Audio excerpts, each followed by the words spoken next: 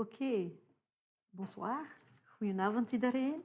Welkom op de derde, denk ik, Maurice, derde editie van Let's Talk. Vanavond hebben we het over onderwijs. Bonsoir tout le monde, la bienvenue. Merci d'être là en tout cas. Le sujet de ce soir pour la troisième édition Let's Talk, c'est l'enseignement, mais surtout à bout l'enseignement. C'est chaud et surtout en ces temps de corona. Et je pense que ça n'a jamais été aussi facile, mais que le corona effectivement n'aide pas. On va y arriver, mais d'ailleurs, pour en parler, j'ai autour de la table ici des experts sur le thème justement de l'enseignement. Nous avons également un Molenbeekois avec nous, jeune étudiant qui vient de terminer ses études. Nous avons parmi nous Monsieur Dirk Jacob, vous êtes prof à l'ULB, sociologue en sciences politiques. Docent ULB, sociologue politiek wetenschappen. Welcome, dank u wel. Vous avez beaucoup travaillé, vous avez focusé sur l'aspect social dans l'enseignement et surtout dans l'inégalité sociale. C'est bien ça? C'est bien vous ça. Avez fait ça pendant 3 ans. C'est bien ça. N'hésitez pas de me compléter si j'oublie quelque chose. Nous sommes ici à la maison, ce n'est pas un débat classique. Donc il y a surtout le dialogue et l'échange et également avec nos internautes qui sont connectés avec nous. Bonsoir. Nous avons également Monsieur Min Huismans. Je prononce bien, Huismans. Voilà, welcome, bienvenue. Vous êtes docteur et chercheur à la VUB, docteur en onderzoeken aan de VUB. Votre focus, c'est sur l'interaction entre la recherche de sa place un peu dans la société et surtout l'engagement social, particulièrement pour des jeunes réfugiés. Des jeunes en général et les dernières années surtout des jeunes primo-arrivants dans nos villes en Belgique. Oké, parfait. Dus focus op de interactie tussen onderzoek en sociaal engagement. Fadel El-Wahabi. Bonsoir Fadel. Bonsoir. Je suis très heureuse de te rencontrer pour la deuxième fois. La première rencontre est super intéressante avec toi, et d'autant plus tes témoignages que nous allons voir tout de suite dans une capsule. Tu es diplômé depuis 4 mois. 5 mois maintenant. 5 mois, tu les comptes. Je les compte. Très bien.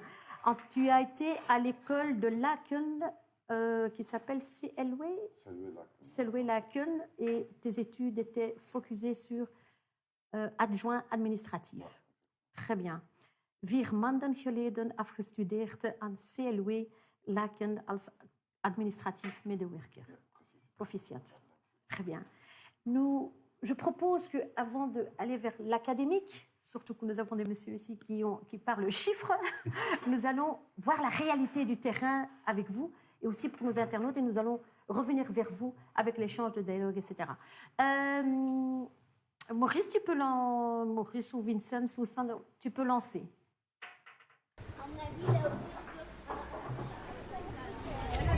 Bonjour. Quelle belle famille. Merci. Donc vous avez des enfants ici à l'école primaire et on voulait savoir un petit peu comment vous vivez la situation du corona, comment est-ce que les enfants l'ont vécu? Oui, ça a donné des difficultés. Par exemple, comme au début de Corona l'année dernière, tout le monde restait à la maison, les enfants ne sortent pas. C'était très très difficile à l'intérieur. Surtout, on n'a pas un grand espace là où ils peuvent jouer. C'était difficile. Merci beaucoup. Tu as un très beau sourire. Comment tu t'appelles? Moussa. Comment vous et vos enfants ont vécu cette année? Comment ça se passe? Avant, ils se stressaient, hein? C'est Moussa. Après, parce que les enfants restaient longtemps à la maison. Donc, moi, je pensais que c'était ça, la stress. Ouais. Moussa, tu as stressé? Oui. Si tu étais en face du ministre, tu lui demanderais quoi? Je demanderais pourquoi les profs de tout temps portaient un masque, même s'ils sont quelques mètres à côté d'un enfant. Ah oui, tu voudrais qu'il ne porte plus de masque? Oui. Et pourquoi tu veux pas qu'il porte plus de masque? Parce que de un, on peut pas très bien les comprendre quand ils portent le masque. Et deuxièmement, j'ai envie de voir un sourire. Oh c'est merveilleux. En tout cas, je vous souhaite la réussite. Merci Moussa, merci beaucoup. Bonne continuation. Bonjour, comment cette année a été pour vous avec la situation du corona, l'enseignement? Est-ce que ça a été pour vos enfants? Ja, groot gezin is het altijd een beetje moeilijk. Dat is, want je hebt met verschillende leeftijden te maken. En als ze allemaal thuisonderwijs moeten volgen, dan moet je leraar voor al je kinderen zijn. En verschillende niveaus. Ik heb ook kinderen op secundair onderwijs. En ja, je ziet het aan de cijfers ook. Hè? Merci beaucoup. Dankjewel. La situation du corona ne t'attriste pas, ne change rien à ta vie? Nee, eigenlijk voor school vind ik dat wel een beetje lastig, omdat soms we thuis moeten werken. En dan begrijp ik soms de leerstof niet zo goed, omdat de leerkrachten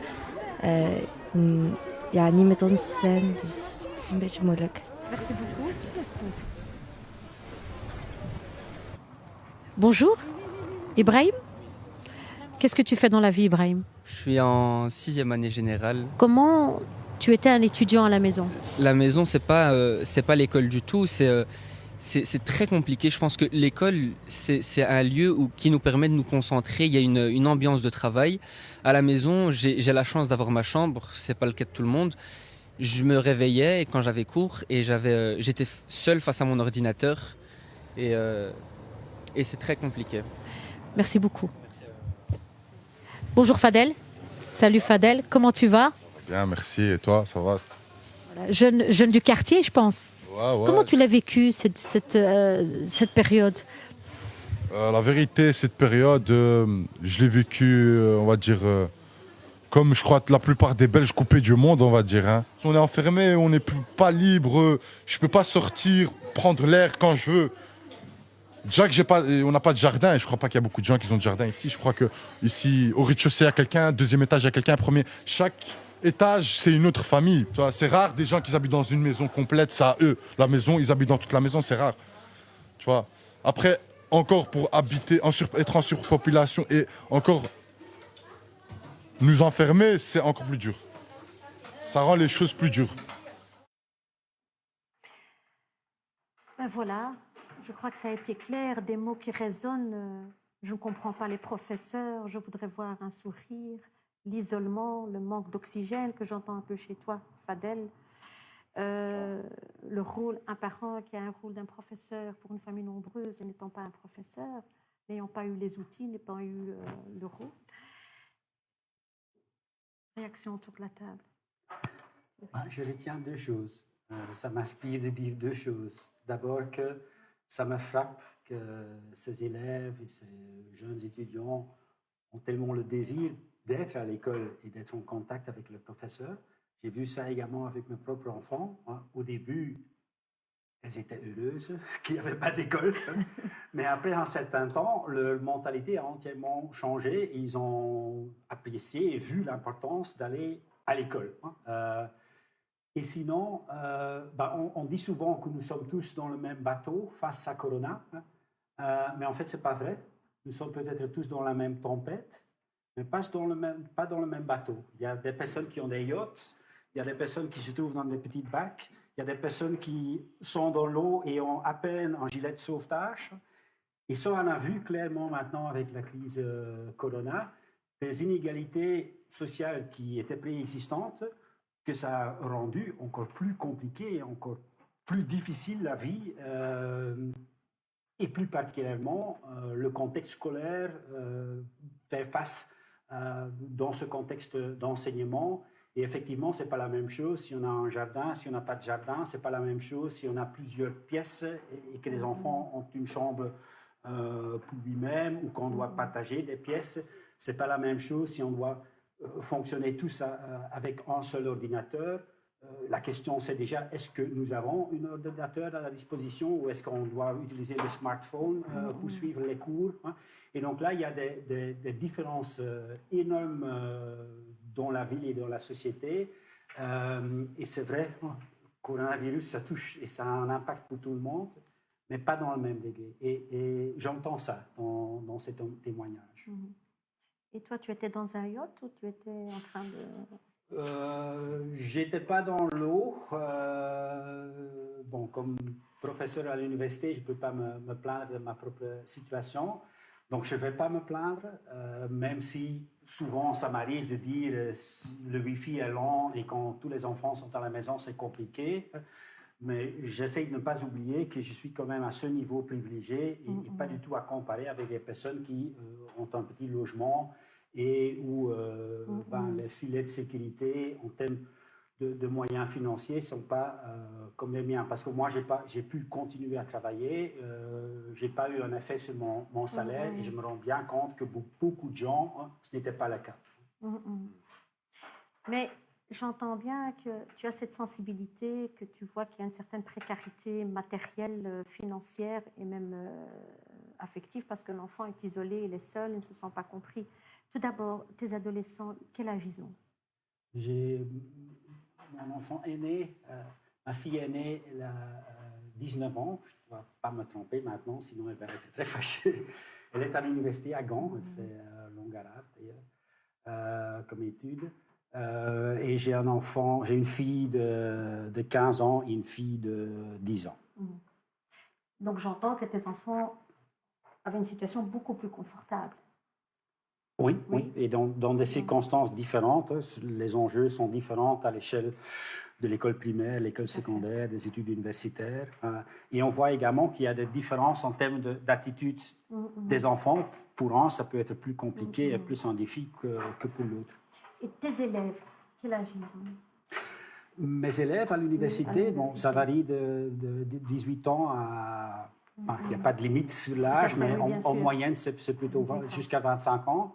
Et là, à l'université, on a quand même également vu, et c'était nouveau, pas mal de détresse et pas mal de difficultés sociales, où l'université a été obligée de soutenir beaucoup plus d'étudiants qu'avant, y compris avec des bourses et des aides matérielles en fournissant des ordinateurs. Et donc, on a dû très vite avoir un changement de mentalité et s'adapter. Et c'était parfois choquant et parfois très douloureux également. Et à plusieurs reprises, nous avons fait attention de ne pas uniquement donner cours, mais également poser la question, comment ça va avec vous? Et à plusieurs reprises, c'était des moments émotionnels, surtout des étudiants qui se trouvent en situation difficile, d'avoir ce moment, même si c'est virtuel, pour pouvoir partager leurs expériences et leurs difficultés. Et ça m'a fortement touché, je dois dire. Et en cette fin d'année, comment se passent les examens? Les examens à l'UNIF sont toujours à distance, donc ça passe par l'ordinateur. Ça implique qu'on doit changer nos modalités d'examen. Donc, je fais systématiquement examen livre ouvert maintenant. Ce qui est intéressant parce que ça m'a obligé de réfléchir également sur les façons d'évaluer. Et maintenant, l'accent est beaucoup plus sur la compréhension, sur la possibilité de pouvoir utiliser les connaissances et formuler, être capable de vite repérer des informations et pouvoir les mobiliser, plutôt que d'apprendre des choses par cœur et que je vérifie s'ils ont bien appris par cœur le syllabus. Donc on essayait déjà de le faire dans le passé, mais maintenant, cette année, on était vraiment obligé de repenser notre fonction, notre façon d'enseigner, mais également d'évaluer.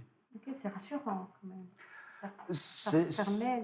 Il y a quand même également des éléments positifs qu'on a pris des leçons et que l'enjeu maintenant, c'est que dans le temps après Corona, on doit bien réfléchir ce qu'on veut récupérer du passé, du temps d'avant Corona, et ce qu'on devrait modifier, des nouvelles pratiques qu'on devrait peut-être intégrer, et certains aspects du monde précédent, ce serait pas mal si ça reste dans le passé, et qu'on peut progresser quand même vers une société plus solidaire et plus versatile. On va y revenir, mais je pense que l'histoire se répète plutôt. Mine, bon, ici, on a fait un focus sur l'école primaire et néerlandophone.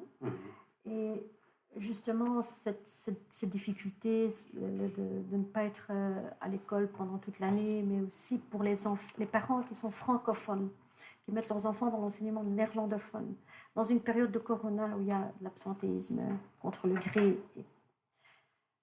C'est l'échec, vous pensez que l'enfant dit « je ne comprends pas très bien », c'est un enfant francophone. Donc, il dit « je ne comprends pas » et les masques n'aident pas. Alors,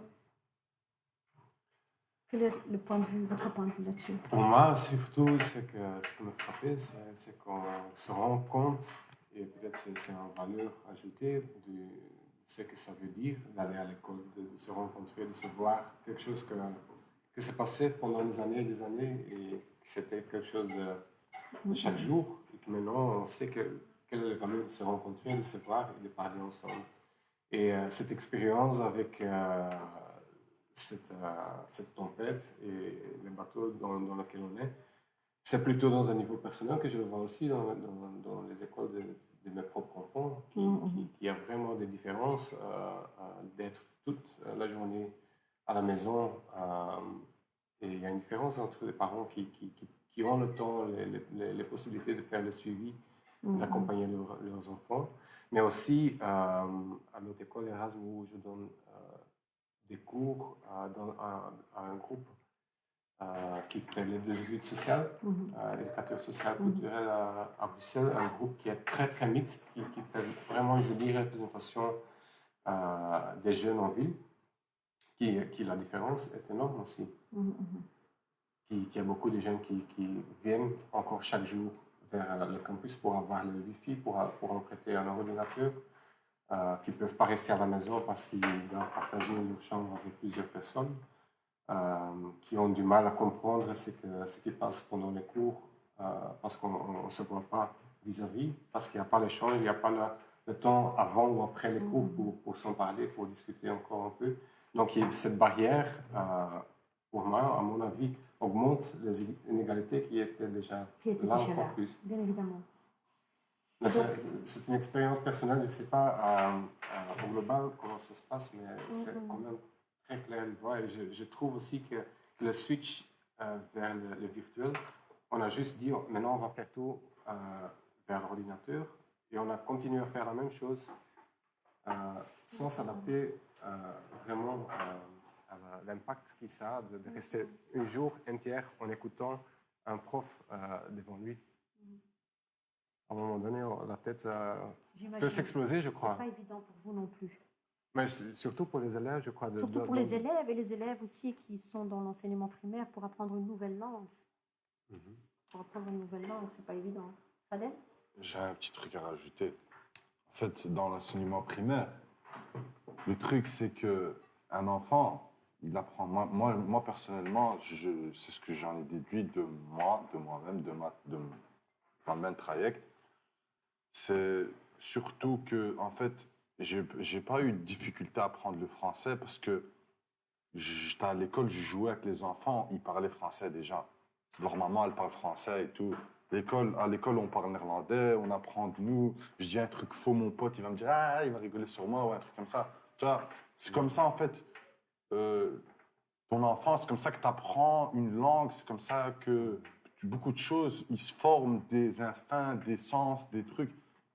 Et comme elle a dit Malika, moi, je trouve que ça affecte quand même une grande partie du trajet du jeune qui va commencer dans une nouvelle langue, quelque chose qu'il ne connaît pas. De déjà le priver de ce facteur qui... c'est ça, en fait, c'est ça, apprendre. Apprendre, c'est jouer, apprendre l'un de l'autre. Je ne comprends pas avec le masque. Donc, en plus, il ne comprend pas, il ne connaît pas une langue qui n'est pas utilisée à la maison, donc ça n'aide pas non plus. Oui, je le reconnais. C'est un facteur. Oui. C'est pas seulement la classe, mais c'est tout qui arrive autour de ce qui se passe dans la classe. Et dans mon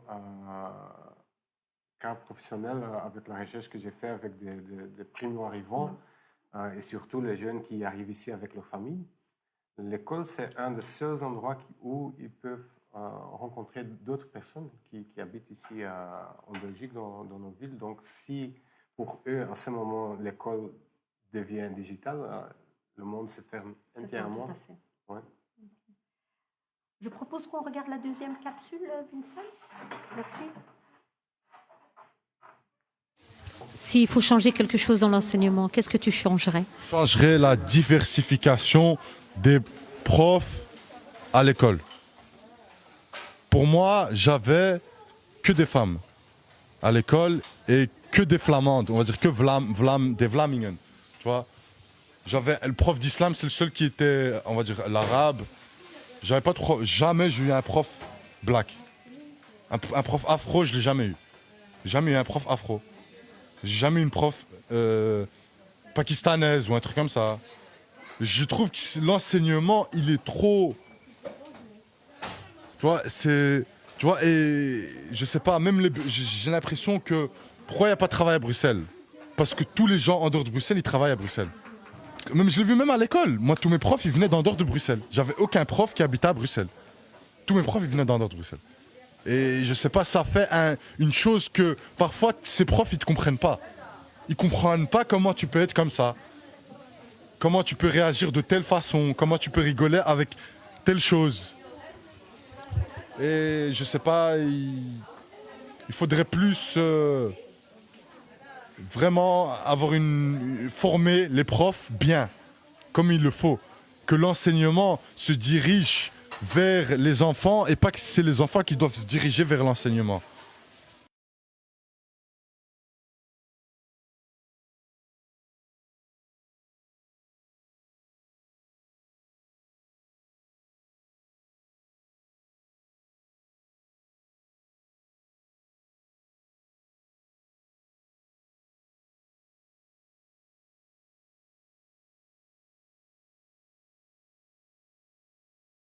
En dat is ook niet iets van vandaag, dat was al eerder een probleem, zeg maar.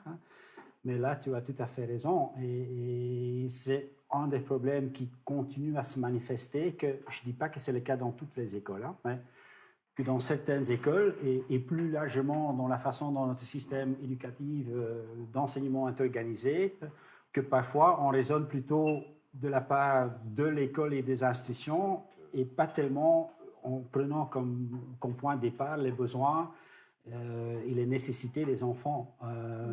Et là, en ce qui concerne Bruxelles, je pense que tu as tout à fait raison de dire qu'il y a un souci au niveau de manque de diversité parmi les enseignants. Mais je ne sais pas quelle est ton opinion, mais à mon avis, il y a également un souci en ce qui concerne le degré dans lequel le contenu des cours est adapté à la réalité bruxelloise. Et quand je pense à des exemples comme des cours d'histoire, des cours de géographie, que peut-être on ne le donne pas de la bonne façon pour assurer que ça parle à tout le monde. Et moi, je suis quand même choqué. Wat is de goede manier? Ja, wel, we hebben aan de universiteit gewerkt rond décolonisation van de publieke sfeer, donc décolonisation de l'espace public. Et j'étais un peu stupéfait que parmi les étudiants, il y avait quand même pas mal d'étudiants qui n'étaient pas vraiment au courant de ce qui s'est passé dans le Congo et quelle était la politique belge dans cet endroit. Moi, j'étais convaincu que ça ferait partie de la matière à l'enseignement secondaire, mais visiblement pas partout. Et ça sont quand même des étudiants qui arrivent à l'université. Donc, mon erreur, mais j'avais estimé qu'ils auraient entendu au moins de ça. Je pense également en ce qui concerne notre histoire. Notre histoire, ce qui fait partie de notre histoire, c'est le fait que plus que 50 ans maintenant, il y a la présence de personnes d'origine marocaine et turque et que moi, je donne des cours sur l'immigration et que je constate, je suis un peu perplexe, que beaucoup de mes étudiants ne savent pas qu'il y avait des accords bilatéraux, ne savent pas que des travailleurs étaient invités de s'installer en Belgique avec leur famille, n'ont pas ces notions historiques. Tu confirmes que ça n'est pas traité Je confirme à 100% ce que vous dites. Moi, à l'école, par exemple, quand je parlais du conflit... Moi, j'aime bien. Ik ben zeker iemand die. Hoe zeg je dat? Een onderwerp. Ik breng onderwerpen in de klas. Bijvoorbeeld, de leerkracht is met iets bezig en hij spreekt over iets en dan link ik iets aan dat.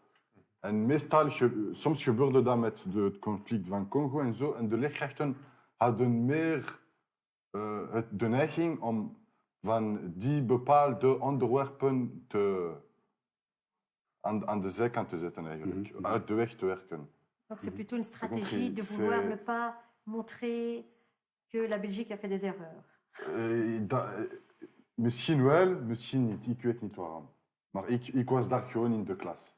Ik was in de les en ik wou archeoloog worden toen ik klein was.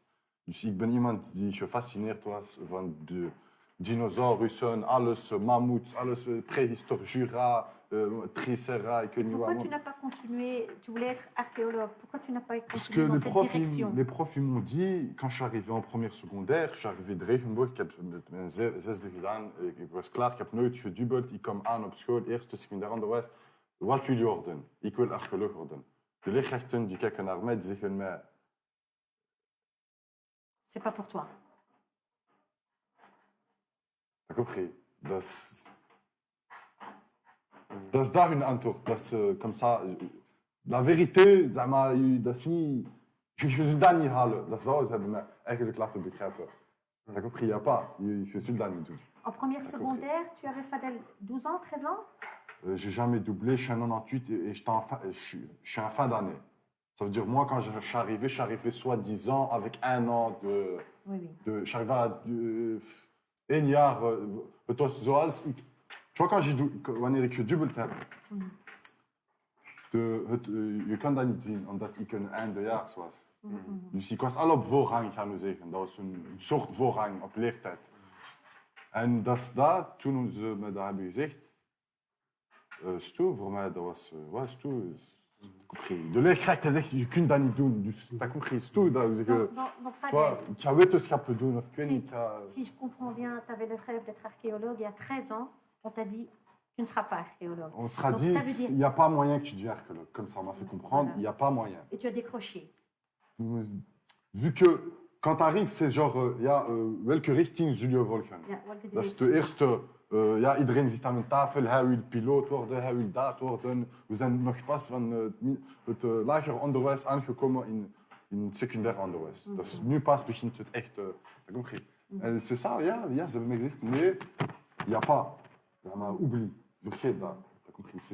Et tu crois que si tu avais des professeurs africains dans une diversité pakistanaise, comme tu as dit dans une des capsules, on t'aurait mieux écouté, il y aurait plus d'empathie, il y aurait plus de soutien? Non et oui. Je ne sais pas te dire. Parce que j'ai eu des profs, maar j'ai rien, maar écoute, ni Vlaming, zwart, wit, dat soort zeilen. Dat is de persoon hoe hij is binnen in zijn ziel. Ja, ik begrijp. Compris, voor mij is dat zo. Dat is zo. Ja. Ik had leerkrachten die waren zo... Dat was een paramilitair commando, taak. En dat was een man met veel kennis. En die man had, soms, hij had bezig met Congo, toen ik daar was, ik weet niet wat. Hij had daar wel over. Maar de leerkracht van geschiedenis, die had daar niet over. En, maar er zijn veel dingen die, wat dire, ze zetten het aan de zijde dat je dat vergeet. Zeg maar. Ik ga je niet zeggen, doe dat niet, maar zeg maar, compris. C'est chaud pour toi. C'est intéressant, à ce moment-là, on peut faire le lien parce que justement, ta thèse sur laquelle tu as travaillé pendant 3 ans, donc elle confirme bien qu'il y a une sorte, je peux appeler ça une sorte de discrimination. Oui, c'est un mot trop lourd, une sorte de discrimination. Non. Donc c'était une étude qu'on a faite pour UNIA, donc le Centre d'égalité des chances et la lutte contre le racisme. Ça s'appelle le baromètre de la diversité et on a fait une étude sur l'enseignement. Et je tiens quand même d'abord à dire, comme tu viens également de signaler, qu'il y a énormément de profs qui sont super, qui sont très motivés, qui font tous pour les enfants. Et heureusement que c'est la majorité des enseignants, mais c'est clair, et nous ne devons pas le nier. Il y a également des éducateurs, des enseignants qui malheureusement ne font pas le bon boulot parce qu'ils ne croient plus dans ce qu'on appelle en français le pari d'éducabilité. Donc, ils pensent que tout est joué à l'avance et ils ont des stéréotypes sur tel type d'élève, aura tel type de carrière et ne sont plus oui, dans cette pari-éducabilité, de croire dans la force de l'école, d'ailleurs, De la réussite, ouais. ouais, croient plus dans leur propre capacité de faire bouger les choses. Et là, nous avons fait une enquête où... Maar sorry, veel lerares hebben ze veel de voordelen. Veel leerkrachten doen hun job wel goed, maar er zijn ook jammer genoeg veel leerkrachten die vooroordelen hebben. Ja. En ça on a pu vérifier, we hebben dat kunnen nagaan. We hebben hetzelfde rapport gegeven, dus dezelfde punten.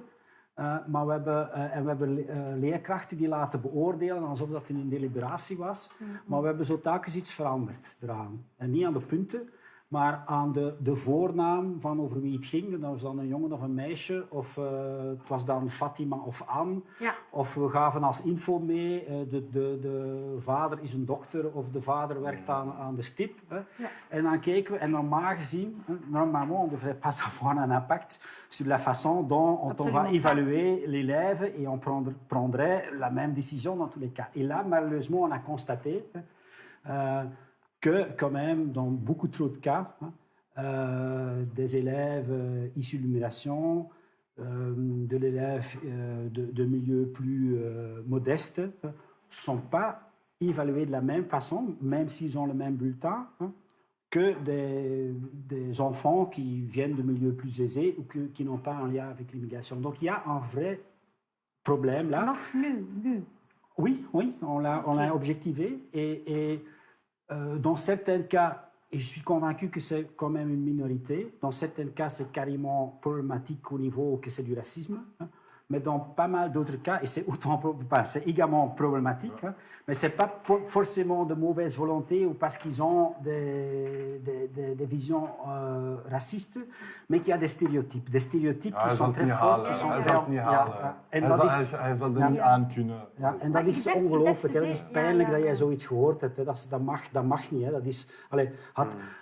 Hadden mijn leerkrachten zoiets tegen mij gezegd, dan had ik ook niet doorgezet. Je hebt mensen nodig die je stimuleren. Je komt pas in die wereld. En voor mij, toen ik klein was, in het lager, de leerkracht heeft me een dinosaurus. Want hij wist dat ik een archeoloog worden.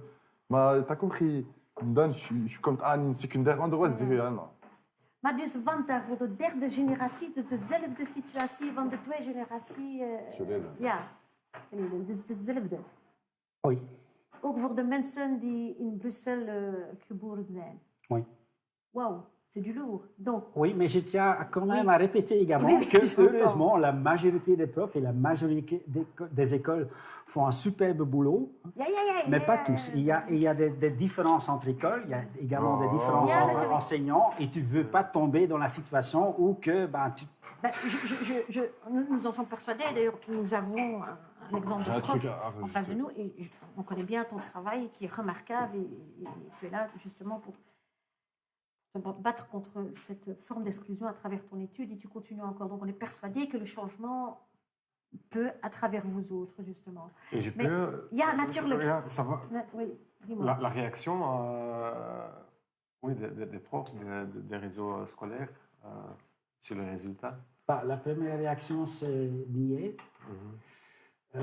Mais bon, les preuves sont là. Mais tu parles de la thèse, des résultats de la thèse. S'il y a une conversation avec les résultats et... Donc tu as des collègues qui nient un peu ou qui ne se reconnaissent pas. Après ça, le débat commence. Et ça, c'est également l'enjeu. C'est l'objectif du NIA, de stimuler le débat, d'assurer que les gens prennent conscience et que les données sont là, donc les données sont claires, donc qu'on doit collectivement avoir une autre attitude. Mais je pense que c'est lié également à une problématique plus large de la mentalité en Belgique que nous partageons tous, peu importe notre situation sociale ou notre origine, que nous sommes un peu dans un système de concurrence et que nous avons cette idée que, et c'est lu comme ça, qu'il y a des bonnes écoles et des mauvaises écoles, des fortes écoles et des écoles plus faibles. Et ça, en soi, Non, ça n'existe pas, ça, des Ça, écoles c'est déjà- ghetto, Oui, des mais écoles ça, en réfugiés, on soi, va y cette arriver. mentalité, il y a un certain fatalisme. Hein, comme si c'est une course, c'est une concurrence et on doit assurer, et ça c'est toute la problématique des inscriptions également, il faut mettre son enfant dans une bonne école. Quand mes collègues scandinaves entendent ça, ils tombent de leur siège. Pourquoi? Parce que toutes les écoles doivent être bonnes. Voilà. Pourquoi une Exact. école, elle ne va pas être bien, l'autre, elle va être bien, l'autre. Normalement, c'est un enseignement, das ist ein System, das ist ein Gehirn, das ist hetzelfde boek, das ist hetzelfde... T'as compris, c'est la même chose. Pourquoi moi, là-bas, j'ai un autre livre que là-bas? Quand je vais dans... Dus des élèves T'as de compris? programma, des élèves de... C'est normal, je zin, normal, Ah. je zin, moet dat zo zijn. Dat is waar, dat raison. Dat is logisch, dat is een logica in de wereld normaal. Dat moet allemaal hetzelfde zijn. Mais Fadel, tu trouves pas qu'il y a des écoles un peu plus bobo, un peu plus blancs et des écoles Mais c'est ça que lui, un en peu fait, plus il ghetto? explique. C'est ça que lui, il explique. Normalement, lui dit, c'est pas normal qu'il y a des écoles, celle-là, elle est bien vue, celle-là, elle est mal vue. Normalement, il a dit, lui, quand il dit ça, c'est les collègues scandinaves, ils tombent de leur siège. Parce que pour eux, toutes les écoles, ils doivent être bien. Oui. T'as compris? Mais peut-être, Mine, je reviens vers toi parce que nous étions, moi-même et un collègue, un ami, Jonas, on a ici organisé le soutien scolaire. Je vais revenir après qu'on ait vu la 3e capsule sur le soutien scolaire. Mais nous étions choqués d'une école du quartier ici où nous avons été proposés, la directrice était charmante et elle était heureuse qu'on puisse ici dans le quartier commencer avec un soutien scolaire. Mais quand on a été devant la porte de l'école, nous étions mais vraiment à 30% des parents qui sortaient de là avec leurs enfants ne comprenaient pas. On avait l'impression qu'on était dans un pays sous-développé et nous étions choqués. Donc, je reviens à toi parce que tu travailles, tu es un chercheur et tu as travaillé beaucoup sur justement l'enseignement, mais aussi pour les nouveaux primo-arrivants, les réfugiés. Donc déjà, en temps normal, pour Fadel, qui est né en Belgique, tu es né en Belgique, Fadel? Normal. Voilà, qui est né en Belgique, il a dû s'accrocher à un filet. On peut s'inquiéter, donc on s'est inquiété de la situation du corona, on s'est inquiété d'un jeune, la question de la discrimination, parce qu'on l'a orienté vers ce qu'il ne voulait pas faire, on l'a un peu éjecté. Et puis maintenant, il y a aussi cette situation parallèle qui est les mêmes résultats pour les réfugiés qui viennent. Il y en a de plus en plus. Peut-être dire que toi, tu connais les chiffres. De plus en plus. Comment ça doit se passer pour eux quand ça va déjà mal pour les gens qui sont nés en Belgique? Oui, ce que moi j'ai fait, je suis commencé mon travail de parler avec des jeunes réfugiés qui arrivaient l'été de 2015. Et je leur ai suivi 123 jeunes pendant... 123 jeunes? Oui, que j'ai parlé régulièrement. Pendant Pendant leurs 5 premières années. La moitié était non accompagnée, des MENA, comme on dit, et la moitié était ici avec leurs parents. Et par cette reconnaissance d'injustice, de guerre, il y a un très fort réseau professionnel qui est établi en Belgique. Mais de même temps, ce système professionnel crée aussi une très grande barrière entre la Belgique classique, la ville, les habitants, les jeunes des villes, et ces cours professionnels. C'est un bulle qui se ferme autour de ces jeunes et qui c'est très difficile à sortir. Donc, les MENA, forcément, il n'y a pas les parents. Dus dat de mensen die zijn meer en meer isoleerd. Ja. In Corona, hun cultuur en hun... pas forcément une culture, le réseau professionnel, donc ça veut dire fait d'asile, le Croix-Rouge, les centres d'accueil, les centres d'accueil. Oui, les écoles d'ASPA, les clubs de loisirs spécialement créés pour des jeunes réfugiés. Et ils n'ont pas. Il n'y a pas de lien, mais ce n'est pas à cause des jeunes en ville ou à cause des jeunes réfugiés, mais c'est à cause d'une structure qui sans le vouloir, crée une très grande barrière entre les deux mondes. Et donc, pour revenir sur cette question des parents de barrière, maar dat wordt ook een verschillende eilanden. Ja. Des îles. On voit des îles, ça devient des... Oui, oui, tout à fait. Et la grande difficulté, c'est que ce système est tellement lourd et, on peut dire, puissant, qu'au moment qu'on rentre dans ce système, c'est très difficile à ressortir. À ressortir. Les jeunes MENA, par exemple, que j'ai suivi, leur première année et demie, ils ont changé 5 fois d'habitation, parfois d'Ostende vers Arlon, ou donc d'un côté du pays vers l'autre. Se fixer. Non, et le réseau qui sont en train d'établir localement, ça disparaît à nouveau. Et ça crée un décrochage scolaire. Ça crée en tout cas de très grandes difficultés. Échec, oui, une cascade. Oui. Mais ils ont un réseau très limité. Je crois que c'est tout à fait normal parce qu'on arrive souvent seul ou avec ses parents, frères, sœurs. Et donc, le petit lien qui existe, c'est souvent à l'école. Et le rôle que les professeurs, les enseignants jouent dans les écoles d'ASPA, au Cannes, c'est vraiment incroyable. On a fait en fait we hebben de sociale netwerken in kaart proberen brengen. En daarin, dus zonder te zeggen, ja, wie is hier nu... De vraag was, wie is belangrijk in uw leven? En via gewoon simpele tekening, cirkels, kwamen daar heel vaak leerkrachten op. En ook al stopte die... Want ook aan DASPA, c'est pour un an, maximum 2 ans. Et après, on doit continuer vers l'école normale. Mais continuer à jouer un rôle dans leur vie après. D'école d'accueil, en fait. Oui, pour apprendre la langue, oui, ou un français sorte ou de, néerlandais. j'aime pas trop ce mot-là, mais d'intégration. Oui, en fait, c'est le cas, oui. Ça. Oui. Je weet dat, ik heb veel mensen zo van die jongeren wel aan het einde van mijn studies wel nog niet in de klas gehad, maar wel op school. Ja. Ik heb en die ça va, die zijn wel concreet. Dus ja, voilà. Maar die ook aan leerkrachten spelen wel Die een... débrouillent bien, die kunnen wel al een beetje beter spreken, Nederlands, dat concreet. Mais ils ne perdent pas 2 années de... Il y a du retard à un moment donné. Oui, il y a du retard. Alors, mais aussi la transition vers l'école normale, c'est problématique. Ce que Dirk venait de dire, ou que Fadel vient de dire, juste sur la base de leur langue, ils disent non, ça va peut-être être trop difficile pour toi, peut-être qu'il faut essayer quelque chose un peu par là. Donc la transition pour l'enseignement normal, pour des gens qui sont considérés comme pas être normaux. On n'est pas encore sorti d'affaire. Dirk? Ja, ik wil daar nog heel iets over zeggen, zonder te veel reclame te willen maken voor de Scandinavische landen. Mais quand j'ai fait une visite d'études en Suède, ça m'avait frappé que les classes d'ASPA n'étaient pas comme ici à Bruxelles, où c'est majoritairement dans des écoles où il y a une grande proportion d'élèves défavorisés qui s'y trouvent et qui parlent une autre langue. Mais qu'à Stockholm, les écoles d'ASPA se trouvent dans les quartiers riches, où il y a moins de défis déjà présents dans cette école.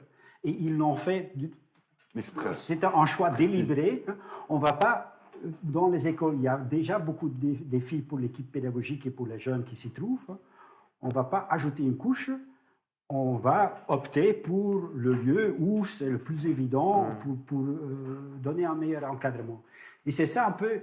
Nous avons toute une série de réflexes en Belgique, je trouve, et qu'on ne remarque que clairement quand on est confronté à d'autres exemples dans d'autres pays. Où ça ne va pas de soi de mettre les élèves d'ASPA dans certaines écoles, dans certains quartiers, et qu'on constate que c'est plutôt des écoles qui se trouvent dans des quartiers défavorisés. Ce n'est pas logique, ça. Il y a d'autres choix qui sont possibles. De moins en moins de chances. À un moment donné, dans ta thèse, tu dis, et tu prends l'exemple la Finlande, pour dire qu'il est préférable qu'on laisse l'enfant faire son choix. De richting voor de student is meer interessant, meer goed resultat si l'enfant fait son choix à 15 ans au lieu de 13 ans. Mais j'ai envie de dire, à 15 ans, est-ce que c'est pas non plus un âge où il y a les hormones, l'adolescence et les crises d'adolescence, où c'est un âge où l'enfant décroche aussi et cherche son chemin au niveau identitaire, quand on parle particulièrement d'une communauté particulière ou d'issue de l'immigration. Est-ce que on est persuadé, ou tu es persuadé qu'à 15 ans, c'est le meilleur des âges? Moi, en tout cas, je suis tout à fait favorable à ce changement qui aura lieu avec ce qu'on appelle le pacte pour un enseignement d'excellence, qui prévoit d'avoir un seul parcours à partir de l'école maternelle jusqu'à effectivement le 2e degré, donc à l'âge de 15 ans, hein, et assurer que les élèves peuvent apprendre une grande gamme de compétences, de connaissances, et ne doivent pas faire le choix de façon précoce. Est-ce qu'ils veulent continuer à étudier ou est-ce qu'ils veulent apprendre un métier? Et là, on sait que quand on doit faire plus tôt le choix, donc à l'âge de 12 ans ou à l'âge de 13 ans, que les enfants qui sont issus de la classe populaire, de milieux défavorisés, optent, et c'est légitime, hein, plus facilement pour les techniques professionnelles, sans penser peut-être que l'enseignement général pour faire des études, c'est également quelque chose pour moi. Hein. Tandis que les enfants issus de la classe moyenne, de la classe supérieure, que là, les parents insistent rester dans l'enseignement général, coûte que coûte, à n'importe quel prix. Et l'effet est que nous avons ce qu'on appelle un système de cascade, et c'est très mauvais, hein, d'une sorte de hiérarchie entre filières, hein, comme si le meilleur est soit l'enseignement général et que la technique et le professionnel, c'est pour les élèves qui sont moins forts. Oui. Et ça, c'est affreux. Hein.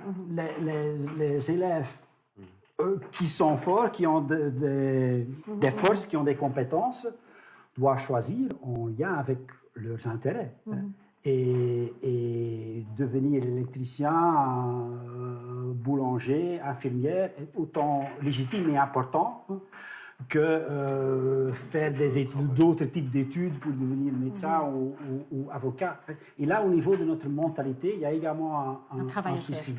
Et donc, il faudrait, comme, je suis désolé, de nouveau la Finlande, un pays scandinave, où ce choix est reporté jusqu'à l'âge de 15 ans et que tous les enfants ont eu vraiment le temps de découvrir leurs intérêts, leurs compétences, leurs possibilités. Et je suis content qu'on fait des pas dans cette direction, en tout cas dans l'enseignement francophone en Belgique. Ouais. Je peux rajouter un truc? Oui, Fadel. Moi, j'ai fait ik ISO gedaan tot in mijn derde. Donc, j'ai fait ISO, TAC. Après, j'ai vu que c'était pas pour moi. T'as compris? Parce que moi, j'ai dit que je voulais devenir archéologue. J'ai fait ISO, tot in mijn derde. Et je suis parti de mon plein gré en TESO. Parce que je trouvais que ISO, c'était pas un truc pour moi. Il y avait des chemica en ik weet niet wat. En zo al van die andere vakken. Dus ik heb tot in mijn derde ISO gedaan. Ik heb 2 maanden in ISO gedaan, nog in derde. Nee, één rapport, dus 3 maanden of zoiets. Dan ben ik naar TESO gegaan. Ik heb dat tot in mijn 5e gedaan. Dan had ik een probleem met een leerkracht. En man. Dus dan heb ik van school veranderd. En heb ik een B-test gekregen. En moest ik van school wisselen met een B-test. Dus was ik ondertussen in TESO, maar ik heb een B-test gekregen. Dus ik moet naar BSO, ofwel herdoe ik mijn jaar. En... Dus ik heb opgemerkt dat, zoals u zegt, in ISO... ik ga weer naar die dingen van die archeoloog. Jonathan, hij wou piloot worden. Ja. Bij Jonathan, tot in zijn 4e, hij wou nog piloot worden. Want de leerkrachten hebben gezegd, ja, je kan piloot worden. Dat komt goed. Maar ik ondertussen, ik heb geen pas de soutien, geen echte doel. Dus ik ben gewoon aan het studeren omdat mijn ouders willen dat ik naar school ga. Ik studeer gewoon ISO, TESO, dat is hetzelfde. Ik ben gewoon op school. Ik heb geen echt doel meer. Donc si on comprend pas, Fadel, à un moment donné, ne pas pouvoir réaliser ton rêve, tu n'avais pas vraiment de but, tu allais à l'école pour faire plaisir à tes parents. J'allais à l'école pour faire plaisir à mes parents et je voulais devenir ce que je suis en train d'étudier parce que je suis en train d'étudier ça. Moi, je ne voulais pas devenir comptable, mais j'ai fait comptabilité. Ik heb handel gedaan, maar ik wou geen boekhouder worden. Maar ik heb toch handel gedaan tot in mijn 5e. En als je daar allemaal over nadenkt, misschien komt dat wel van af het begin. Door misschien een leer dat ze niet hadden of mooi. Maar ik vind dat ook jammer, want als ik nu goed nadenk, ik heb geen doel meer eigenlijk. Geen werk, niet iets dat ik wil worden. Dat ik heel mijn leven, dat ik kan zeggen, ja, heel mijn leven wou ik dat doen en ik heb dat gedaan. Want Maar dat die is positieve- weg, dat komt geen... Die positieve keuze ga je wel weer terugvinden. Hè? Maar ik snap helemaal van... Maar begrijpt u op Ja. welke visie ik dat bedoel eigenlijk? Maar, want als ik erover nadenk, zie ik me eigenlijk zelf in een traject waar ik... Dat komt geen, ik heb geen doel. Ja, en vandaag, heb je een doel of niet? Ik heb een doel, mijn doel is hier te zijn en ik ben er. En we doen dit Comment? gesprek samen Ja. Maar voor de toekomst. voor de toekomst. Voor de toekomst, ik weet niet, ik probeer, ik denk dat ik misschien... want ik ben iemand die graag op avontuur gaat. Mijn avontuur het kan van alles zijn. Het kan Donc tu vis aujourd'hui. alleen... Donc, Fadel, aujourd'hui quand même, tu es diplômé. oui, je suis Tu peux en diplômé. être fier, tes Ouais. parents sont fiers. Tout le monde il est fier. Donc, et tu n'as pas de but maintenant parce que quelque Parce part... que mon tu père, il croit toujours que je fais rien du tout, alors que je cherche du travail. Parce que c'est pas comme avant, je sors le matin, tu me vois sortir de la maison, je vais quelque part, je reviens, tu me demandes, oui, non, je suis dans ma chambre, j'envoie un mail, j'envoie mon CV, j'envoie ma lettre de motivation, je la change. Attends, on essaye de suivre. Donc, j'entends bien, malheureusement, tu n'as pas pu réaliser ton rêve comme Jonathan. Voilà, comme je l'entends. Donc, mais quand même, parce que d'autres jeunes de ton âge Ouais, ils auraient ont pu arrêté l'école, quitter. ils ont quitté Donc, toi, l'école. tu as J'avais même persévéré l'idée quand même. Tu as un diplôme de secrétariat, de travail de bureau, mais administration, et tu as un diplôme de comptabilité, j'entends. Donc, tu as 2 diplômes, et tu peux en être que fier pour quelque part ne pas avoir tombé plus bas, comme tant d'autres jeunes. Mais aujourd'hui, tu dis que tu n'as pas de but futur et que ton papa pense que tu ne cherches pas de travail. Voilà. Parce que, en fait, moi, je suis la première génération. Moi, je suis né ici. Mon père, il n'est pas né ici. Ma mère, elle n'est pas née ici. Moi, je suis là, voilà, c'est Oui. moi. C'est de la C'est troisième moi le premier génération. enfant. C'est moi le premier T'es enfant. l'aîné, Je oui. suis l'aîné et mes parents ne sont pas nés en Europe. Oui. Ils sont nés tous au Maroc. Oui. Donc, c'est moi, le fils, le grand. Moi, j'ai des petits frères. Oui. Donc, c'est moi, je devais avoir un diplôme, je dois travailler. Le je dois meilleur faire des ça. exemples de la famille. C'est moi. C'est-à-dire, moi, je termine l'école. Je cherche du travail. Je ne trouve pas de travail. Tu cherches du travail Je cherche du depuis travail. 5 Chaque jour. mois. Ça fait 5 mois, tu veux que si je sors mon téléphone, il y a 50 mails. 50 vacatureuses. Et tu as des réponses? J'ai des réponses, mais il n'y a rien de positif. Tu crois Ou que bien, l'histoire, ils c'est- essaient de m'envoyer vers call center, des trucs que j'aime pas faire. Vendre un truc à quelqu'un, essayer de l'arnaquer. Pour moi, c'est une arnaque, tu vois. Il y a des trucs, j'ai des principes, j'ai des trucs. il y a Des des trucs- valeurs. J'ai des valeurs. il y a Donc des trucs l'histoire que je se veux pas répète pour toi de nouveau dans ta vie, que tu ne peux pas Mon travailler. père, Mon Non, père, oui. toute sa vie, s'est cassé le dos. Et heel zijn leven heeft zijn rug kapot gemaakt. Hij heeft daken, hij heeft boucher, travaille staker, dans le bâtiment, alles, oui. heeft alles gedaan. En voor hem, toen ik klein was, voor hem was dat... Ja, mijn zoon, ik wil u goed zien. Ik wil niet dat je je rug kapot... Als mij 50 jaar, ik kan niks niet meer dragen. Ik ben niet goed in mijn... T'as compris? Donc je comprends que ton père te dit, je veux un fils derrière Je veux un bureau qui ne derrière se un casse bureau pas le bien, dos. qui est bien. Ok. Ça veut dire, moi, j'ai vu se casser le dos, je sais c'est quoi. Ik weet wat dat is. Stenen pakken, bouwen, ik weet niet wat, Ja. dingen tot verf te brengen.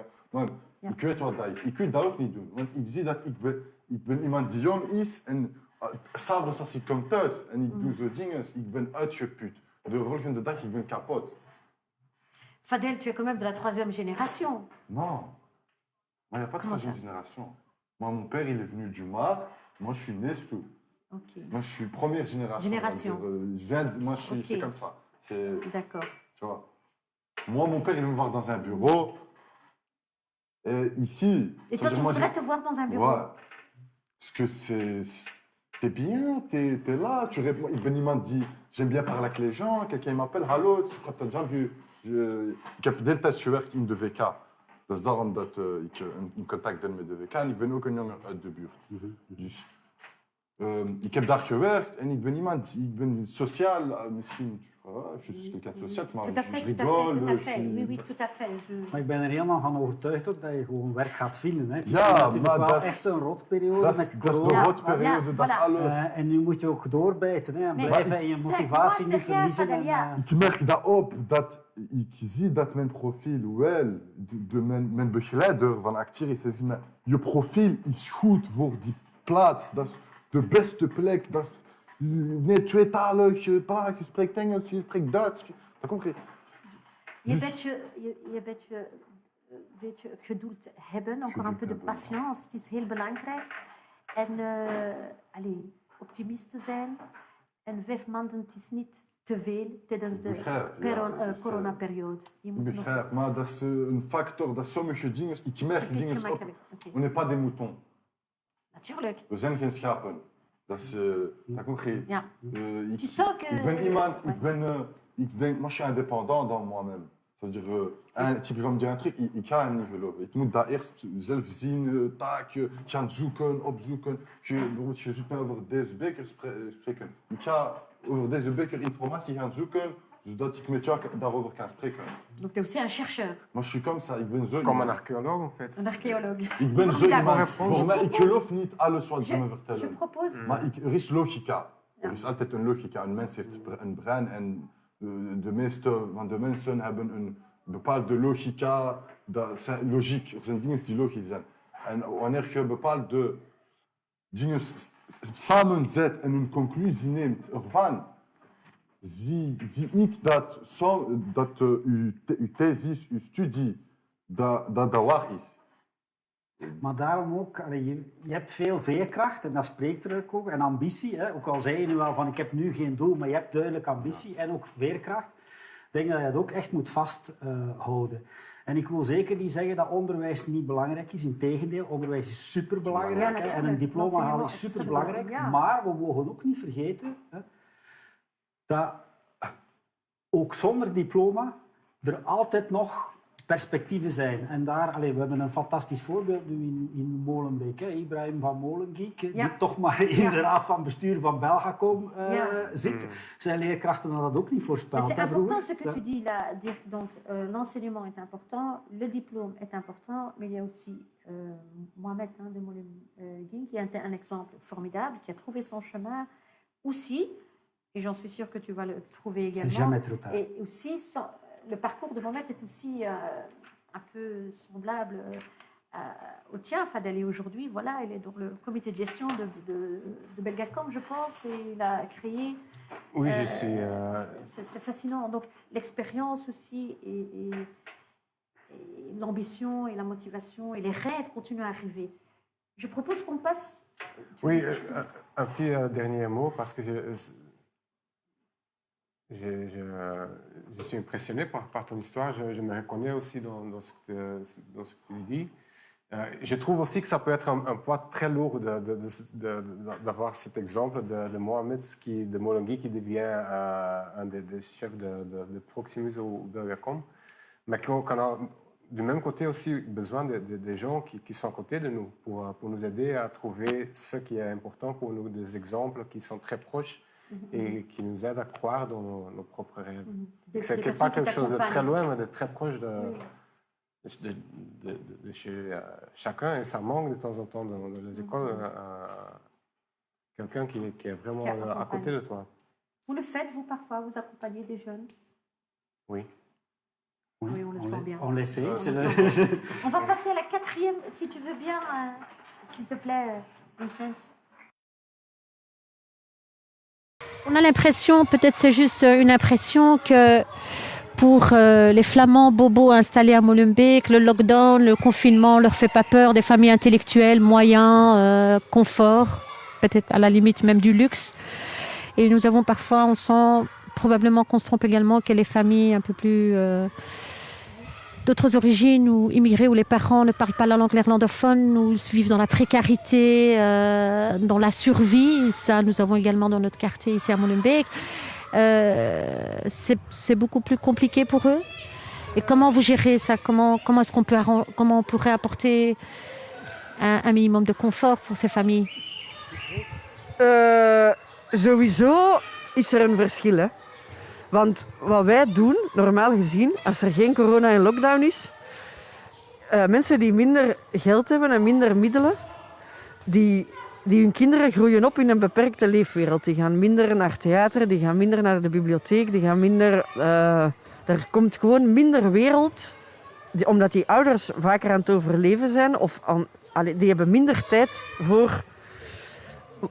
om te ontdekken hoe dat de wereld eruit ziet en om daarmee in te gaan manipuleren. Dus wij vinden dat als school heel belangrijk om net dat te doen. Om de kinderen hier de wereld te laten leren kennen en met de kinderen de wereld in te trekken en alles wat er... Om zo die ongelijkheid gelijk te trekken. Door corona lukt dat niet. Want in één keer moet iedereen in zijn huis blijven. En lukt dat niet, dat is niet waar, wordt dat moeilijker. Maar inderdaad, heb je die praktische dingen, zoals die computers, dat hebben wij opgelost. Elk kind heeft bij ons een computer gekregen en zelfs meer. Wie geen internet had, heeft internet gekregen. Wie geen schrijf kreeg. Dus dat materiële, dat is gemakkelijk op te lossen. Maar wat moeilijker op te lossen is hoe komen jullie aan informatie? Hoe verruimen we de wereld?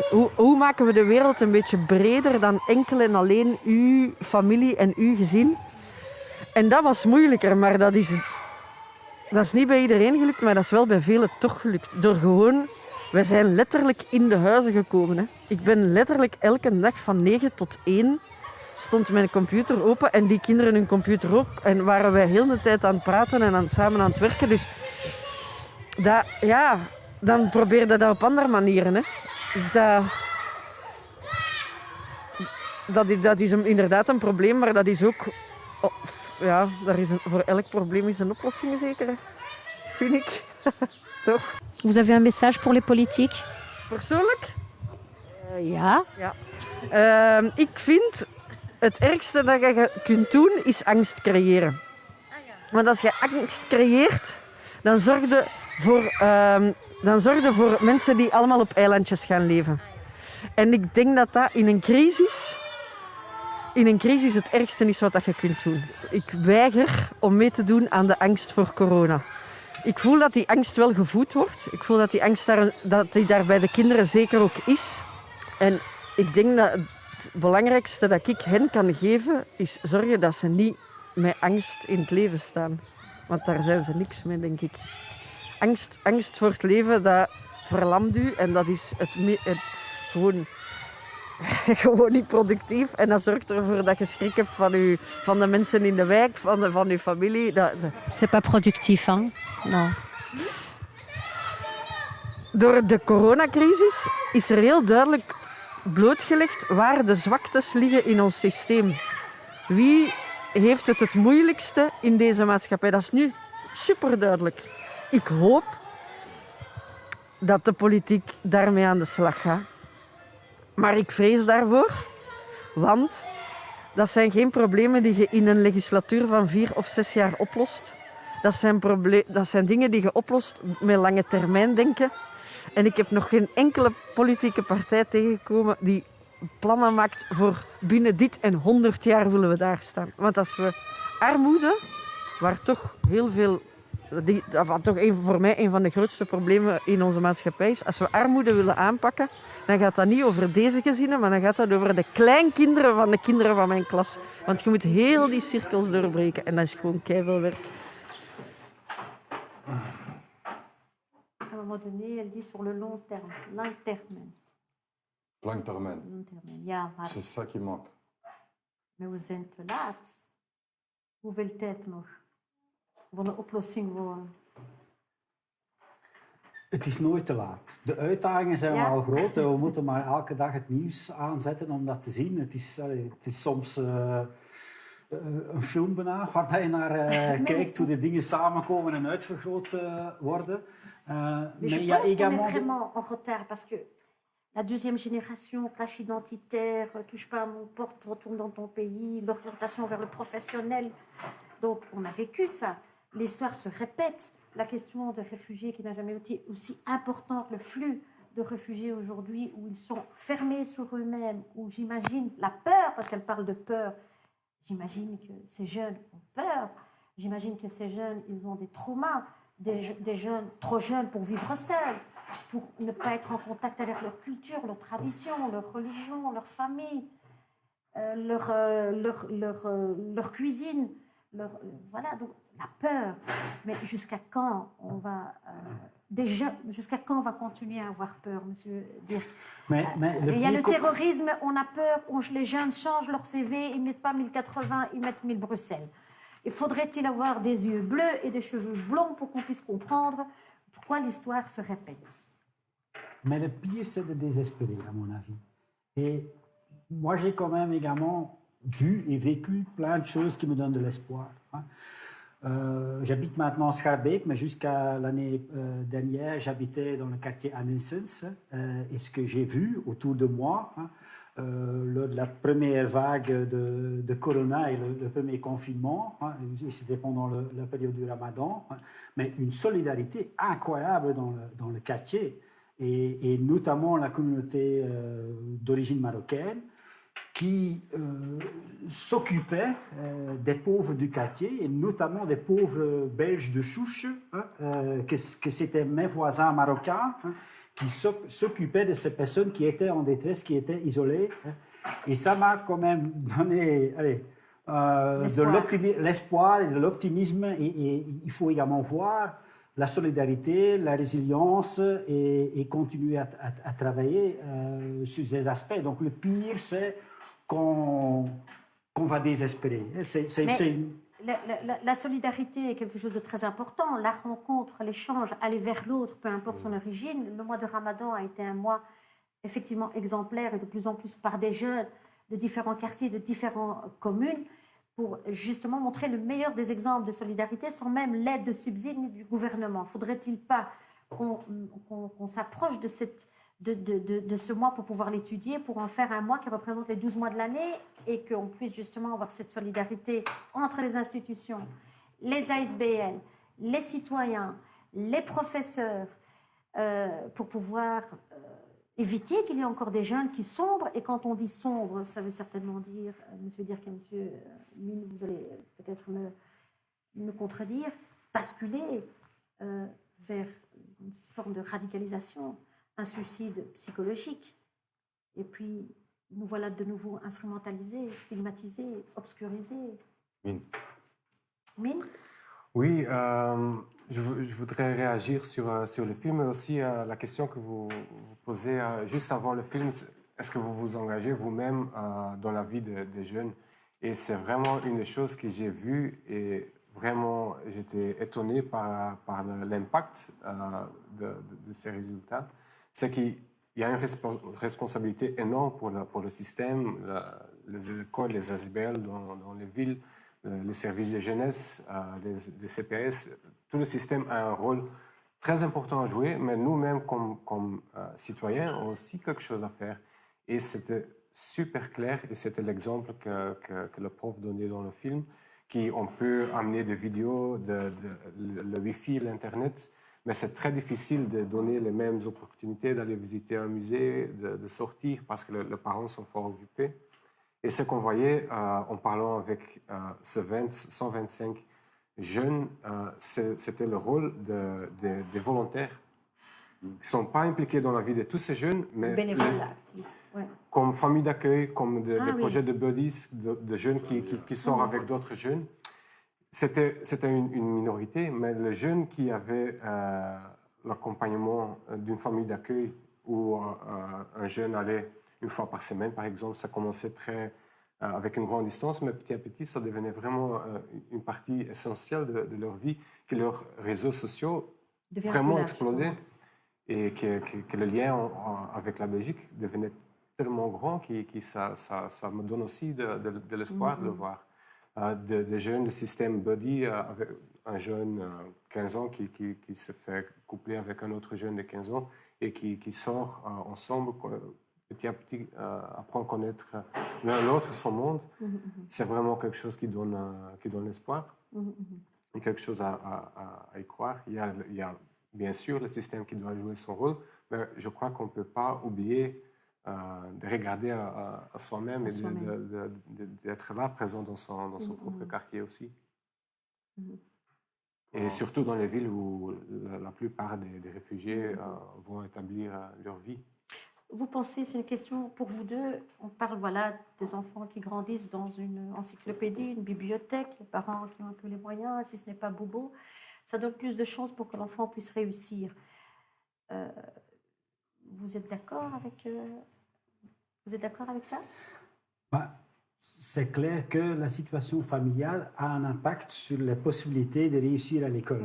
Et là, c'est notamment important que l'école et un système d'enseignement puissent neutraliser cet avantage quand on a des parents qui peuvent plus facilement encadrer ou qui peuvent payer un encadrement privé, etc. Donc ça, c'est le rôle de l'école.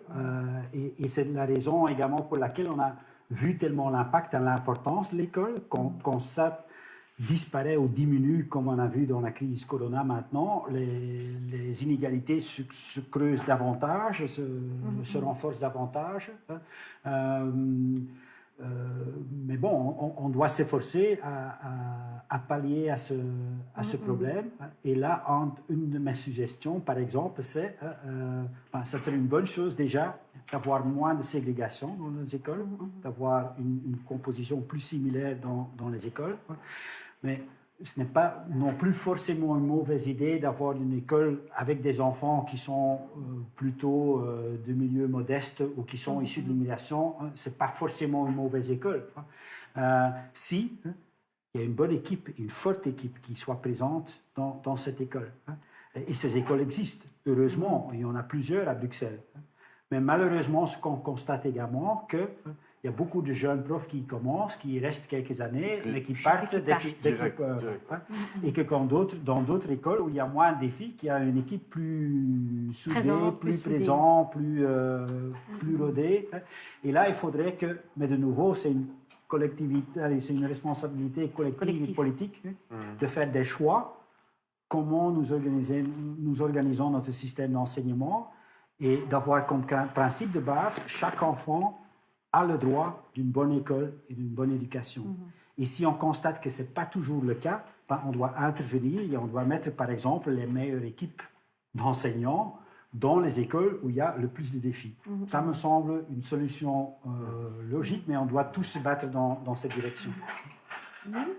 Oui, quelque chose que je voulais aussi rajouter, c'est après l'enseignement, qu'est-ce qui passe? Vous venez de dire, est-ce qu'il faut désespérer ou est-ce qu'il y a encore de l'espoir? Et moi-même, je suis dans le circuit des ASBL dans la ville de Bruxelles et on a fait aussi une étude pour le ministre flamand Benjamin Dalla qui est occupé avec les services de jeunesse à Bruxelles. Et on a parlé avec 86 ASBL dans la ville qui tous, et c'était un peu le début de ce que Dirk disait, l'enseignement n'était pas alerte, ne savait pas qu'il y avait cette période de décolonisation et de décoloniser. Il y a maintenant dans le service des ASBL dans la ville cette de alertheid, het besef dat ongelijkheid bestaat, dat de eigen organisatie heel wit is, dat er iets moet veranderen, dat er tijd en geld vrijgemaakt wordt om pas seulement travailler avec des jeunes défavorisés, mais aussi les impliquer dans leur propre service, de leur engager et payer pour ce qu'ils font. Et de l'autre côté, si je regarde mes propres classes, surtout à l'autre école Erasme, ça donne aussi de l'espoir de voir l'immense diversité de ce groupe de scolaires qui est en train de faire la transition vers ce secteur même. C'est dur pour eux. C'est dur, oui, mais ils se battent. Et chaque jour de nouveau, je suis impressionné par ce qui passe, comme vous venez de dire, les discussions qu'ils amènent dans la classe, ça ouvre le regard de chacun qui est présent. Il faut des profs qui acceptent ce que tu dis. Moi, le prof, quand je sortais un truc, pas le prof, moi, veel leerkrachten, als je iets anders zegt dan wat hij zegt, zet je meestal in de... T'as compris? C'est dans les problèmes. Vous êtes de problème. Yeah. Si tu dis un truc, tu contredis le prof, ouais, t'es dans les problèmes. Son opinion, il n'aime pas. La plupart du temps, il y a des profs qui n'acceptent pas que tu t'exprimes ton opinion contraire à la sienne librement dans un débat. Ils taquent le débat, je sais pas quoi, t'as compris, ça va partir en. Avant de regarder la dernière vidéo, Maurice, y a-t-il des questions, des réflexions de nos internautes? Maurice. Oui. Alors, Hassan Ouladildi. Malheureusement, très peu d'enfants de Molenbeek n'ont pas accès aux études universitaires parce qu'on ne cherche pas à la diversifier. À diversifier les enfants, on nous laisse entre nous, école, ghetto. Ça revient un peu à la même chose. C'est un vrai défi et l'ULB a fait quand même le choix d'aider l'ASBL École Ensemble, la commune de Molenbeek et la commune de Berchem-Saint-Agathe de créer de nouvelles écoles secondaires à Molenbeek, les écoles plurielles, ce qui n'est pas évident parce que ce n'est pas une responsabilité normalement d'université de s'occuper de l'enseignement obligatoire. Overhead, wat is de overhead? Oui, mais là, notre évaluation était, nous avons également une responsabilité et nous voulons également avoir plus d'étudiants encore qu'aujourd'hui qui viennent de Molenbeek, qui arrivent jusqu'à l'université. Et là, c'est essentiel de mobiliser tous les talents. Et la prochaine personne qui, espérons que ça n'arrive pas, mais une nouvelle pandémie, et la prochaine personne qui va inventer la solution ou le vaccin nécessaire pourrait bien venir de Molenbeek et pas forcément de Uccle. Et on l'a vu maintenant, le Pfizer, c'est le fils d'immigrés d'origine turque qui, malheureusement, a également au début entendu à l'école ses profs lui dire c'est rien pour toi à faire des études, mais heureusement que d'autres profs ont dit si, vas-y et continue. C'est ça, c'est surtout les profs là que je remercie. Maintenant, là, c'est les profs qui aident. Parce que moi aussi, c'est grâce à une prof, moi, c'est grâce au prof que j'ai terminé l'école. Moi, je voulais arrêter. Je disais au prof la vérité. Moi, surtout, il n'y a plus d'école. Sarah, je vais aller travailler, il me faut de l'argent. T'as compris. On va revenir. C'est la prof, elle m'a tenu. Elle m'a dit, ouais, viens, termine à l'aise. Il te reste ça, Elle m'a envoyé. J'étais à la maison, elle m'a envoyé les papiers. Elle m'appelle, elle me dit, alors, ça va? Oui, mais tu. C'est ça qui tient la morale. Parce que t'es enfermé dans ta chambre, t'es là comme ça, tu fais ton truc, tu t'en as marre, tu dis, Sarah, tu sors. Je sors, la police, il me contrôle d'or. Pourquoi tu t'arrêtes? Waarom stop je in de straat? Ik heb een boete gekregen omdat ik in de straat ben gestopt.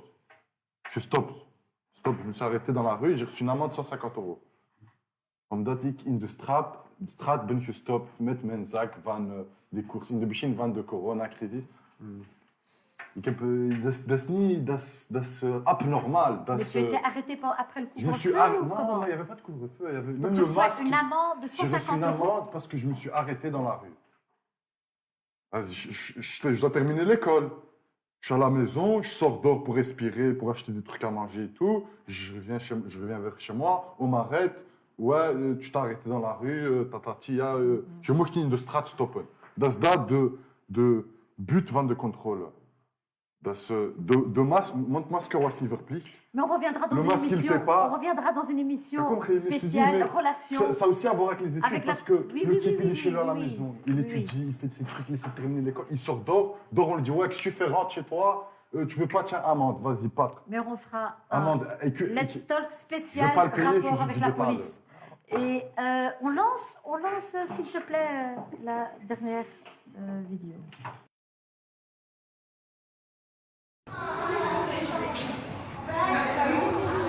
Nous, on voulait voir, vous êtes des jeunes universitaires. Je vois que vous êtes engagés dans la société, vous êtes même responsables. Vous prenez un rôle de responsabilité, de faire en sorte que des jeunes puissent réussir leur année en primaire. C'est ça. Pourquoi cette motivation? D'où ça vient?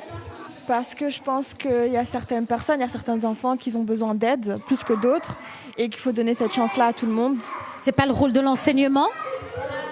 Oui, Mais je pense que dans ces temps de coronavirus, c'est un peu difficile, surtout pour certains parents avec le travail, etc. Donc je pense qu'une petite aide en plus, ça peut aider certains enfants. Je vois que l'enfant est sur tes genoux. Tu serais sa deuxième maman ici? Sa grande sœur plutôt. D'accord. Comment tu vas? Ça va et toi? Tu trouves que c'est important le soutien scolaire? Oui, je trouve ça très important. Pourquoi? Parce que je vois que les enfants, ils en ont besoin et que ça les aide à comprendre beaucoup mieux la matière et ils sont contents qu'on s'occupe d'eux en fait individuellement. Et ouais, je pense que c'est important et en plus ça change de la routine, enfin du monotone en fait. De la vie à la maison. Et donc ça me fait vraiment beaucoup de bien. Je suis très contente en plus d'une part de les voir heureux, de les voir sourire, de faire quelque chose comme ça et de pas avoir perdu mon temps en fait, d'avoir utilisé mon temps pour quelque chose de bien. Donc ouais, je suis super contente d'être ici. Ça me fait vraiment... j'aime l'adore, franchement. Ok, super, super. Fortessa? Alors, j'ai aussi envie de te poser la question, pourquoi tu viens ici en fait? Ik had zelf als leerling zijnde hun leeftijd heel veel moeilijkheden. Mijn vader moest bij iedereen langsgaan om te vragen: wil jij mijn kind bijscholen of extra informatie geven voor de huiswerk ofzovoort. Maar dat was dus heel moeilijk. En nu, dat ik dat inzie dat dat heel belangrijk is, wil ik hen ook met plezier en diep in mijn hart gewoon helpen dat ze veel meer eigenlijk bereiken in het leven. En vandaar ook, puur vanuit mijn hart, dat ik hen meer wil laten opkrikken. Vandaar. Dankjewel. Merci. Voilà, donc une dernière capsule. Et là, on voit le sourire dans les visages et on est un peu plus optimiste et on sait qu'on peut changer les choses. Et on voit aussi des engagements bénévoles d'une 3e génération en dernière année d'études, universitaire, en droit et en enseignement qui tirent une 4e génération, dont aussi des jeunes réfugiés de l'école primaire pour pouvoir donner toutes les chances. Donc, il y a une dynamique qui est créée avec ces repas de solidarité, avec cette solidarité de bénévoles qui donnent des cours. Il y a cette volonté. Et c'est pour ça que je crois que cette dernière partie de Let's Talk, on va apporter des perspectives futures, optimistes, et quel serait le meilleur des changements et la meilleure des perspectives pour donner la chance à ces jeunes qui seront demain et aujourd'hui, déjà on le voit, des ambassadeurs responsables qui construisent notre société sur les différents domaines, social, culturel, politique, santé. Dirk, vas-y. Ja, nee, dat is fantastisch om te zien hoe dat die jonge mensen, die jonge studenten zich inzetten. En ik denk dat er heel veel vrijwilligerswerk is en solidariteit is in Brussel die echt het verschil maakt. En dat is super belangrijk en heel mooi om te zien ook. Ça ne peut pas devenir une excuse non plus pour ne pas bouger au niveau politique, soyons clairs également. Là, je dirais également, en ce qui concerne l'enseignement, il y a quand même des choses qui bougent et je suis quand même optimiste également à ce niveau. Si je compare, quand je disais qu'il y avait un problème dans l'enseignement francophone à Bruxelles il y a 10 ans, j'étais chassé de la salle. Maintenant, on entend ce message et il y a une volonté depuis une bonne 5 années au moins.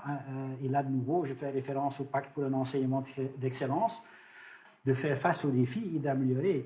Et là, dans l'accord de gouvernement, par exemple, ça figure d'avoir plus d'attention à l'histoire partagée par tous les habitants et de parler de l'histoire de l'immigration, de parler de l'histoire coloniale. Donc ça sont quand même des étapes importantes. Mais bon, les défis restent. Et là, ce qui m'inquiète principalement maintenant, mais il y a des solutions, donc j'ai quand même des bonnes nouvelles également. Mais ce qui m'inquiète, il y avait pénurie de places il y a 15 ans dans les écoles maternelles. On a résolu, plus ou moins. Ensuite, c'était primaire. On a résolu secondaire. Et maintenant, ça arrive en secondaire. C'est pas comme si qu'on ne savait pas que ça allait arriver, non? Oui, tout à fait. Et qu'on constate maintenant qu'il y a des listes d'attente que du côté néerlandophone pour les écoles secondaires, pour des enfants qui étaient dans l'école primaire, en flamand, qu'il n'y a pas suffisamment de place déjà garantie pour le 1er septembre. Ça, c'est affreux. Il y a des solutions qui sont proposées également même d'ici le 1er septembre. Mais donc, on doit rester alerte et toujours taper sur le même clou. Donc, à côté de ce bénévolat, de ces initiatives qui font vraiment la différence, c'est important de défendre ses intérêts, de lever sa voix, de lire les tracts électoraux des différents partis politiques et voir qui défendent réellement vos intérêts. Comme citoyens, nous avons tous la possibilité d'intervenir et d'avoir un impact. Et je suis quand même optimiste, je vais terminer par ça. Je parle trop, je suis désolé. Mais j'espère que cette crise que nous vivons maintenant, cette crise sanitaire, va quand même nous obliger de mettre en question toute une série de choses qu'on trouvait évidentes dans le passé, avant Corona. Et nous avons maintenant la possibilité, les mois à venir, de construire. Ça ne sera pas un changement d'un jour au lendemain, mais de construire une nouvelle société. Et je vois quand même que beaucoup de personnes réfléchissent à ce niveau. Ce qu'on constate également, qu'il y a beaucoup d'anxiété et beaucoup de polarisation. Mais ne laissons pas les gens qui veulent la destruction et qui sont dans la polarisation avoir le plus d'attention et le plus le voix. Assurons que les personnes qui sont de bonne volonté, qui luttent pour la solidarité, qui luttent pour un meilleur monde, restent présentes, soient présentes, même si on a eu 2 années affreuses derrière nous. Moi, je suis vraiment convaincu que c'est un moment clé maintenant et que nous devons et pouvons saisir cette opportunité et que beaucoup de gens qui ont une vie facile se rendent compte beaucoup plus maintenant qu'en fait, ils ont une vie facile et qu'ils ont la responsabilité d'être plus solidaires et d'améliorer l'égalité de chance pour tout le monde. J'ai un truc, donc, aussi le truc bénévolat et tout, si on remarque bien, c'est pas les gens qui ont les moyens qui vont faire du bénévolat. T'as compris? C'est plus le type qui, il est bien, mais il sait c'est quoi à pas avoir. Il va aider l'autre parce qu'il sait que ça craint. Tu vois, moi, quand je marche dans la rue, j'ai froid, lui, il dort par terre. T'as compris? Je roule pas en voiture, je marche. Tu vois? Mais c'est ça quelque chose d'optimiste, de positif après ton parcours, ton trajet un petit peu de dur labeur. C'est que comment... même après tout ça, voilà. La vérité, moi, ça change. Il y a des trucs qui changent à comment je pense et tout, mais mon caractère, il va jamais changer. Quel est le message pour les jeunes de ton âge? Les jeunes de mon âge, c'est faites ce que votre tête elle vous dit et pas écouter les gens.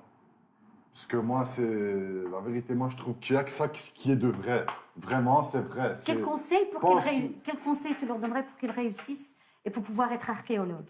Il faut écouter vos parents et il faut suivre vos rêves aussi. Parce que c'est la vérité, c'est ça la vie. Moi, Ikik Ben Chulo veut que je suis croyant. Je vais pas dire que je suis le meilleur des croyants, que je prie chaque jour. Non, mais je suis croyant. In mijn religie, dat bestaat een karma. Dus wij geloven in dat. Als je slechte dingen zult doen, zult je slechte dingen meemaken. Als je goed met iedereen bent, dan zul je het rad draait. Heb je compris? Als je iets gooit, komt het een dag of een ander terug op je. Maar laten we allemaal het rad in de goede richting laten draaien. Ma dernière question pour toi, et j'entends que tu dis que la foi t'a aidé quand même ou pas? Mais c'est pas ça la question, mais je veux quand même... La foi, c'est chacun sa foi. Okay. Moi, je fais bonne chance, je suis là, je fais ce qui me semble d'être bien. Okay. J'essaie de faire du bien autour de moi, comme ça, le jour où je vais mourir, au moins il y aura quelque chose de bien qui va rester derrière moi. On ne sait pas. Je te souhaite une longue vie. Tu rencontres un jeune dans la rue et qui te dit « je veux décrocher ». À l'école. Je lui dis arrête pas, même si j'aurais décroché, je lui dis arrête pas. Voilà, c'est merveilleux. Donc, finalement, moi, tu restes optimiste et il faut aider. En tout cas, merci Fadel. N'arrête pas. N'arrête pas. Mine. ik gooi de Mijn pen dernier naar jou. mot. Oh, Ja. ja. Kan jij Nederlands ook praten? Als we- Ja, wat ik misschien wil zeggen, is dat il est important de reconnaître cette inégalité, cette précarité de certains jeunes, mais pas de leur réduire que à ça. Et surtout avec des jeunes réfugiés, on voit qu'avec les meilleures intentions, on ne voit plus que ça, que cette injustice, que les traumas, et on oublie que, premièrement, ce sont des jeunes. Et qu'avec les meilleures intentions, on crée un monde totalement divisé. Et je crois qu'en entendant les histoires de ce soir, c'est quelque chose que petit à petit arrive aussi ici, que par regardant que la précarité, que les problèmes, finalement, on voit que ça. Et on oublie de les voir dans leur pouvoir, dans leur force, dans leurs rêves des jeunes. Talent, capacité. Oui, c'est ça, voilà. Mhm. Si je peux, c'est mon mot final. Ok, merci beaucoup. Maintenant, Merci à toi, beaucoup. Malika, tu dois répondre à tout ce que tu as entendu ici. Hein. Qu'est-ce Bien que tu évidemment. en as déduit Donc, de tout ça? Je crois que aussi bien les internautes que nous-mêmes, que c'était un échange. Donc on sort du classique, comme je disais tout à l'heure, où il y a la nappe droite, la nappe noire, et puis il y a un public et des chaises. On est là, on est autour d'une table, et c'était un échange super intéressant. D'abord un constat par des experts, par une étude qui prouve qu'effectivement il y a un travail encore sur le terrain. Cela dit, ce que je retiens également, c'est des mots forts, c'est des perspectives futures. Ce que j'ai envie de te dire personnellement, c'est que ne laisse personne sur te dire que tu n'es rien, Fadel. On peut te dire que tu ne sais rien parce que le savoir est un océan, mais ne laisse personne dire que tu n'es rien. Regarde, Fadel, également le verre à moitié plein. Et d'ailleurs, tu as des acquis. Tu as aujourd'hui 2 diplômes, mais on ne peut que te féliciter parce que tu as un trajet très difficile. Je ne te dirai jamais d'avoir une bibliothèque chez toi, une encyclopédie. Je ne pense pas que c'est le plus important. La génération J'ai envie de te avant dire, 2000. garde ton sac à dos avec ta culture, avec ce que tes parents t'ont donné, avec les valeurs, mais prends le verre à moitié plein, les acquis. Continue à avoir des outils. Sois un ambassadeur pour demain, pour le quartier, parce qu'on parle du quartier qui est aujourd'hui engagé. On l'a vu ce mois-ci plus que jamais. Continue aussi à apporter tes remarques concernant l'enseignement pour l'améliorer. Parce que je pense qu'aujourd'hui, il y a aussi des très très bons professeurs comme nous avons ici autour de la table. J'ai envie de te dire, sois actif dans tes valeurs, qu'elles soient religieuses ou pas, mais en tant que responsable, sois bénévole aussi actif et construis avec les moyens que tu peux, et que le bénévolat est une force vive et c'est un moteur de la société et il peut changer beaucoup. Et je retiens de toi, et on retient tous que tu as dit que les enseignants doivent aller vers toi et comprendre ton moule et comprendre d'où tu viens pour qu'ils puissent te donner le meilleur, et c'est pas à toi d'aller vers eux. J'entends également que je perds le fil là. J'entends également que les associations, Dirk, Mine, Fadel et tous les gens qui nous écoutent, l'enseignement, les associations, même les gens des cultes, les mosquées, les synagogues, les églises, les imams, tous ceux qui peuvent aujourd'hui contribuer, c'est ensemble qu'on peut le faire. Associations, enseignement, les citoyens, les commerçants, intergénérationnels, c'est ensemble. Et puis, bien évidemment, que les politiques puissent aussi, comme tu l'as dit pour l'enseignement, rentrer dans notre moule, être sur le terrain et être avec nous pour pouvoir nous soutenir davantage, parce que tu as beaucoup à leur apporter, j'en suis persuadée. Voilà, sur ce, j'ai envie de vous dire bonne soirée à toutes et à tous pour ceux qui nous entendent. Merci, c'était très intéressant, mais on doit rester optimisme, et persévérer et donner le meilleur aux générations futures, parce que on y croit toujours. Et ça, personne ne peut nous retirer cette liberté, et même pas le corona. Bonne soirée. Bonne soirée, merci. Merci,